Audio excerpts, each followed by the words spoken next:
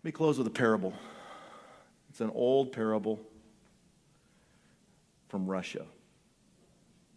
There were two peasants, and these men lived across the street from each other. The one man was an atheist, and the other man was a Christian. And both of them, in their plight and in their sorrow because of the oppression of the day, the Christian would come out and he would kneel out in front of his house, out there by the road, and he would pray, God, would you provide for my family? Would you remember us? God, do not turn away from the burdens that we're carrying. And eventually the man started praying for a cow. God, I need a cow. I need a cow so that way we have milk. I need a cow so we can disc the ground there and grow more vegetables. God, I need a cow. Could you send me a cow? And he went out and he prayed every day for 30 days for a cow. The atheist was on the other side of the street and he was mocking him. That dumb guy's praying to someone that doesn't even exist for a cow. Doesn't he know we're in Russia? You're not going to get a cow. God gave him a cow.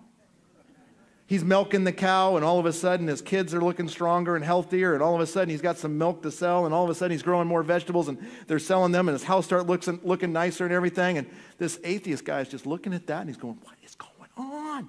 Why'd he get a cow and I not get a cow? I mean, this is Russia. Everything's supposed to be fair.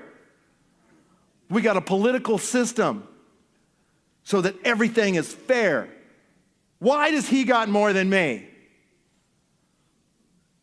One day it dawned on him he needed to pray. So the atheist, seeing the man, seeing the house, seeing the cow, goes out one day, humbles himself, kneels down next to the road. God, kill the cow.